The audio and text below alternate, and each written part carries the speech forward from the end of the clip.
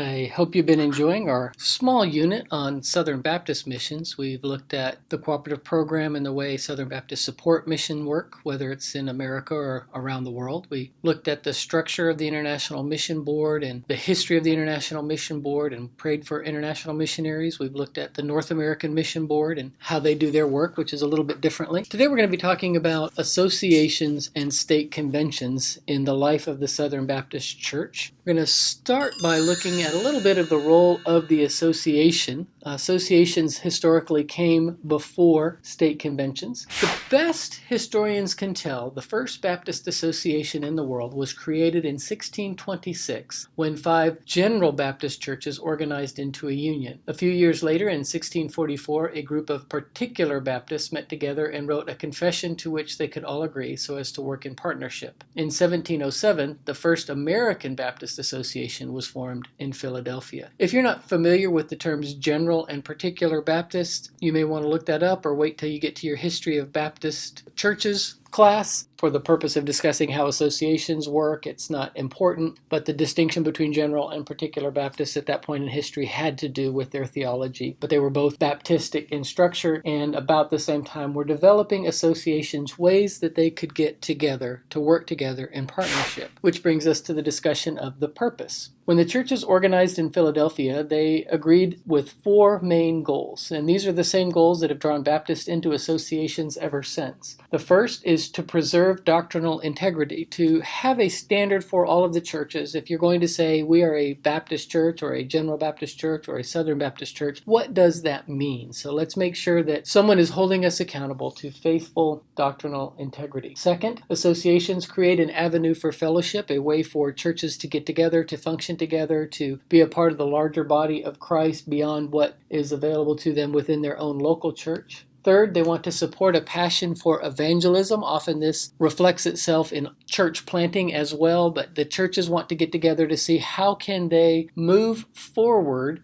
in a way that they couldn't do on their own by partnering with other local churches to reach their community for Christ, start churches in their area, participate in disaster relief projects, finding ways to be involved in kingdom work together. And then finally, it helps them to be a part of something larger than themselves. So an individual church of 30, 50, 70 members needs to know that there are other churches out there, other believers out there, other partners available to them, part of the larger Christian world as a whole. I think also sometimes the larger churches don't see the need for an association because they're big enough to do things, but there are a lot of things that they can learn from the smaller churches as well. And so an association is a family of churches that helps each other, not always asking what's in it for themselves, but how they can be a part of the bigger picture, maybe even encouraging others. For this reason, it seems that associations are inevitable, that wherever you have Baptist churches, you have associations. We saw them emerging on the foreign mission field for the same reason as the Philadelphia Association was established. People naturally want to gather together with like-minded individuals to create something of value, something that is going to last. And so even in the United States, when people are too cool for school and they don't need their local association, as soon as they leave their association or as soon as they cease cooperating with their association, they almost immediately create a new association and then call it something else, like perhaps a network or a team or a work group. But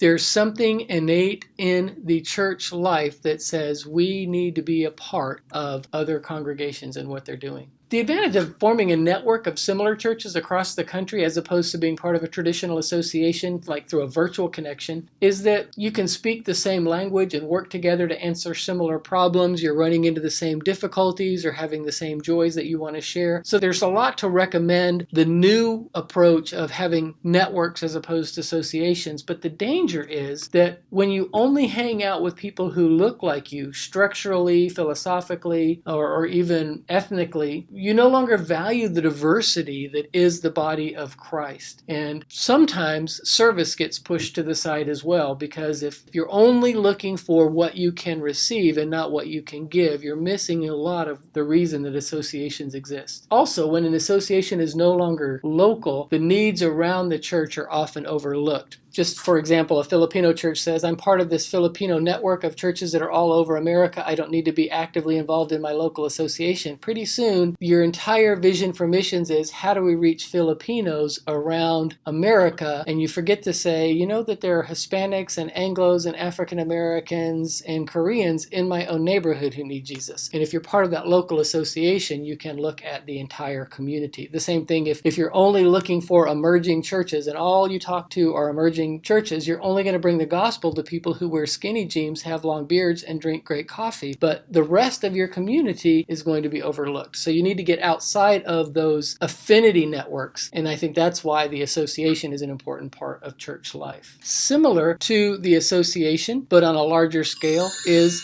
the state convention. State conventions were formed later in the development of Southern Baptist life as a way for a group of associations within a state to partner together to do larger projects that would affect an entire state. Right now, there are 38 state conventions in the Southern Baptist Convention. You think, well, wait a minute, there are 50 states. In some areas, states cooperate together because there's less work. So you have the Baptist State Convention of Pennsylvania and Southern New Jersey. Northern New Jersey is included in New York. The Baptist State Convention of New England includes Maine, Vermont, New Hampshire, Connecticut, Massachusetts, and Rhode Island. So there are 38 state conventions. What do the state conventions do that the associations don't? John Yates, who is a state executive director, has written an article, and he identifies 7 functions for state conventions. The first one is to sound the trumpet. In Old Testament times, he says, leaders in a particular jurisdiction were given the privilege and permission to convene the people, to call the people together. They would, so to speak, sound a trumpet to announce a meeting to bring people together. In Joel chapter 2, verses 15 through 16, it says, blow the trumpet in Zion, set apart a fast, a day of restraint and humility, call a solemn assembly, gather the people. So in Southern Baptist life, the state convention is that organization that can say to all of the Baptists in Tennessee or all of the Baptists in Mississippi, let's come together and meet together and work together and influence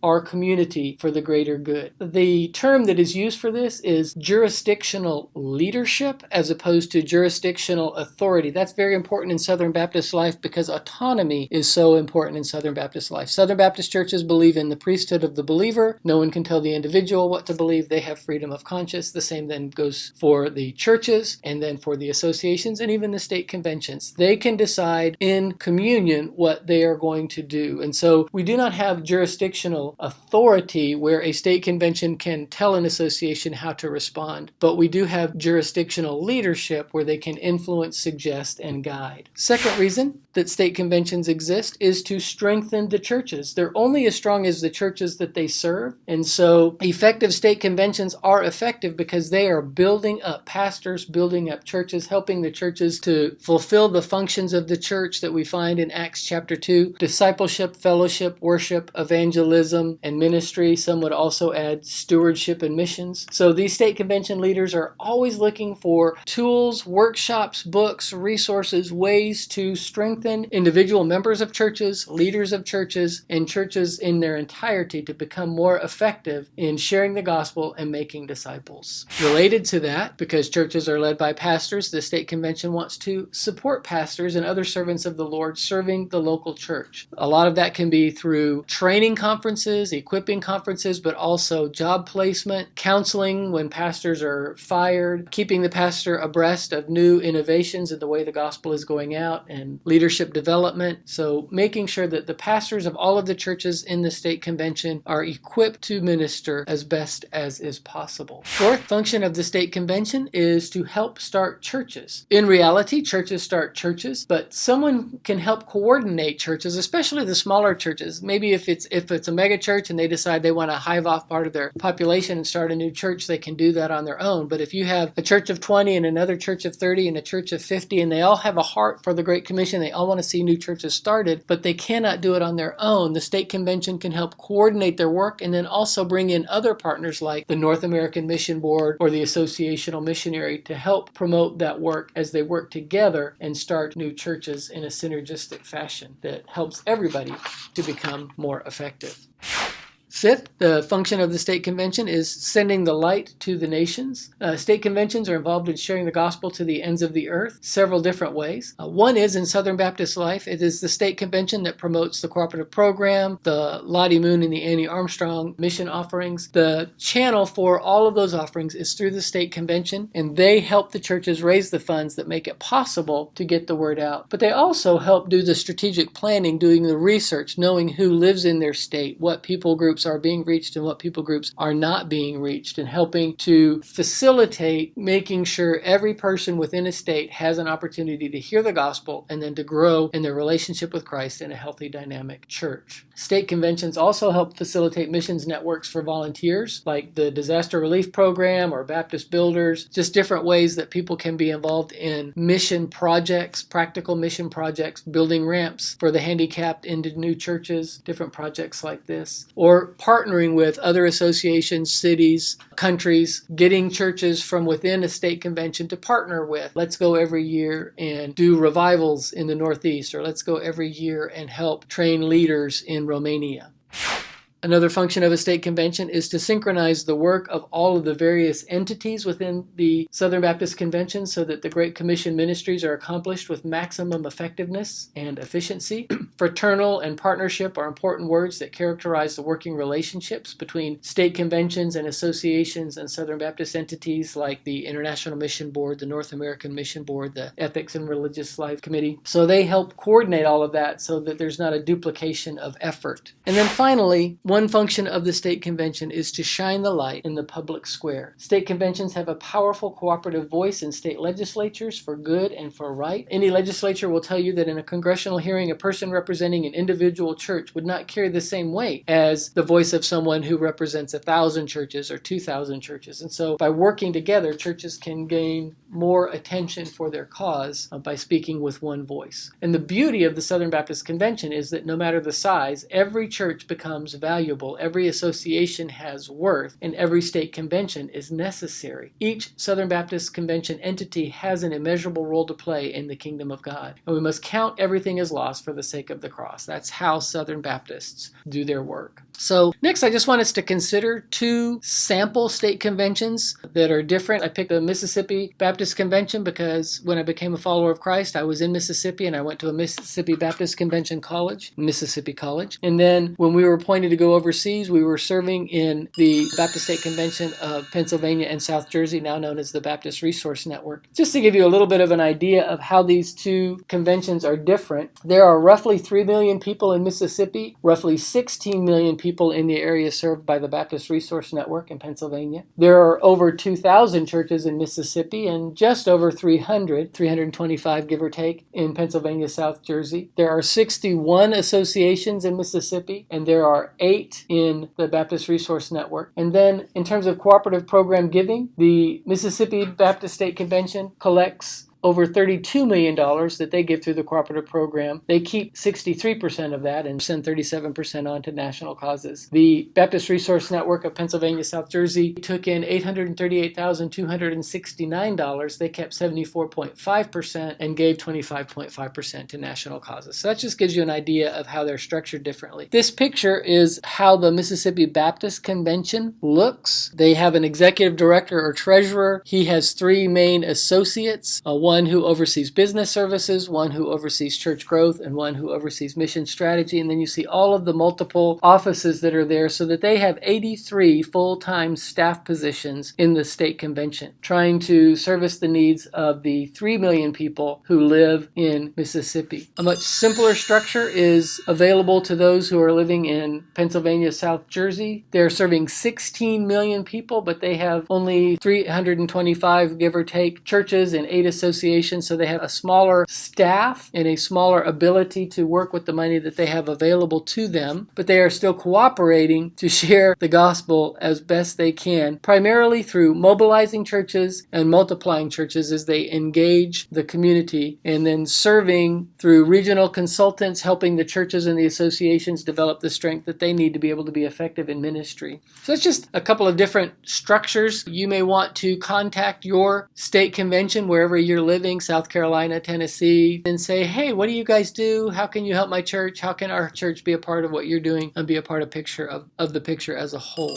So what is the future of associations and state conventions in Baptist life? Today, many are questioning the relevance of associations and state conventions. Most state conventions have reorganized and reduced their staff. Many associations are merging with neighboring associations, reducing staff and decreasing their ministries. North Carolina, where we were serving before we came here to Mid-America, for example, fewer than 1/3 of the associations currently have a full-time associational missionary or director of missions. In some cases, a director of missions is serving 2 or 3 associations, or pastors are volunteering to coordinate the work of the association, or associations have combined to form one single association. People no longer support Baptist entities because we've always had them. They've got to have a compelling reason. Ronnie Floyd, a former president of the Southern Baptist Convention, has written an article with some insightful suggestions for the way forward for state conventions and associations, and he gives 4 suggestions for how associations and state conventions can remain relevant. First is they need to clarify their mission. The only reason state conventions and associations exist, according to Floyd, is to help churches fulfill their God-given task of going, baptizing, and making disciples. They do not exist to continue their existence, although sometimes they act that way. So if they're going to last, they need to become effective in helping churches. That is why they exist, and so that needs to be their priority. Related to that, they need simplicity. They need to simplify their responsibilities. Once the state convention and the association know what the churches need, they should communicate with each other regularly and clearly so that they're not duplicating their efforts. It used to be, believe it or not, there was a time when there wasn't an internet and people didn't have a computer, and so communication depended on state conventions and associations. So the National Southern Baptist Convention would determine something, they would share that with the state convention would share that with the association, and the association would speak to the churches. Now if a church has a question about what NAM is doing, they just turn on their computer, get on the internet, and look at imb.org. So that role of the association and state convention doesn't exist. So what do they need to do? What should they be doing? And what can they be doing that's unique and not already being done by another partner? They also need to develop agility. They need to be agile in their response to the churches. Bureaucracy is never the friend of ministry, and the more levels of decision-making and control that an entity has, the less well it will be able to respond to the actual needs of the churches in an effective and timely manner. So if a church has a problem and they contact the association, and the association says, well, we have a committee meeting and then another meeting, and then we'll have to have our annual meeting, and then we'll vote on whether or not we can help you, that just makes people think, why would they bother? They need to be able to get fast answers that are practical and timely. And then finally, these entities need sustainability. They need to be able to sustain their work financially. In these lean times, more merging may be necessary so that the money needed for ministry is not being spent to sustain organizations. So those are just a few thoughts. I think if we're going to see healthy associations and state conventions in the future, they need clarity, simplicity, agility, and sustainability. I think you can tell that overall my opinion is that they are good organizations and that they are necessary. An association is the best equipped organization to reach a community in partnership with the local churches, but they have to change the way that they're doing things, or they're just not going to exist in the long term. So that's just a brief overview. We're going to look more closely through a guest speaker at the specific association here in the Mid-South. I'll get that video posted as soon as I can. I hope you enjoy learning from it. If you have any questions about ministry in Southern Baptist life, whether it's through the Cooperative Program, International Mission Board, North American Mission Board, State Convention, or Association, let me know. Next week, we're going to begin a new unit on the local church. This will be our last unit as we move into the final exam. Hope you've been enjoying the class, and if you have any questions, as always, feel free to contact me. God bless.